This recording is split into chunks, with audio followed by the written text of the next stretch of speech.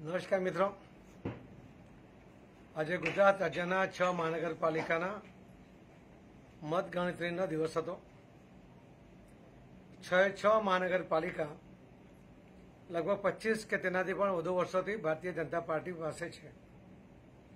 ભારતીય જનતા પાર્ટીએ સત્તા દ્વારા સેવા કરવાનો જે મંત્ર અપનાવ્યો હતો એના કારણે મતદાર ભાઈ બહેનોમાં જે વિશ્વાસ ઉભો કર્યો હતો એના કારણે ફરીથી આ વખતે પણ ગુજરાતમાં 100 મતદાતા ભાઈ બહેનોએ ભારતીય જનતા પાર્ટીને ફરીથી તક આપી છે.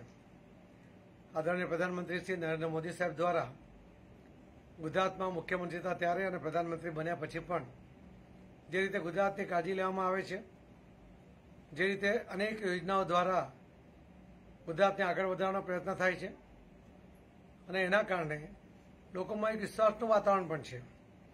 આદરણીય મુખ્યમંત્રી શ્રી વિજયભાઈ રૂપાણી સાહેબ અને નીતિનભાઈ પટેલ સાહેબ, શ્રી અમિતભાઈ શાહ સાહેબના માર્ગદર્શન નીચે જે રીતે અનેક લાભાર્થીઓ માટેની યોજનાઓ જાહેર કરે છે, એનો લાભ લાભાર્થીઓને અપાવે છે, એના કારણે પણ લોકોમાં એક વિશ્વાસનું સારું વાતાવરણ બન્યું હતું, એક પોઝિટિવ વાતાવરણ બન્યું હતું.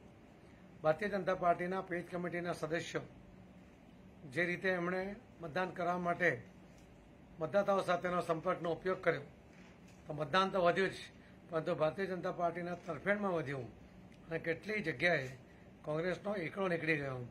આ પ્રકારની સ્થિતિ જે ગુજરાતમાં નિર્માણ થઈ છે, હું એના માટે આદરણીય પ્રધાનમંત્રી શ્રી નરેન્દ્ર મોદી સાહેબનો આભાર માનું છું કે એમના માર્ગદર્શનથી અને એમણે કેન્દ્ર સરકાર અને રાજ્ય સરકારમાં કરેલા કામોને કારણે ભારતીય જનતા પાર્ટીને ગુજરાતમાં ફાયદો થયો છે. શ્રી અમિતભાઈ શાહ સાહેબ કે રાષ્ટ્રીય અધ્યક્ષ હતા ત્યારથી જેમણે ગુજરાત સંગઠનને નર્સરી કરી હતી, એના કારણે ગુજરાતનું સંગઠન મજબૂત બન્યું છે.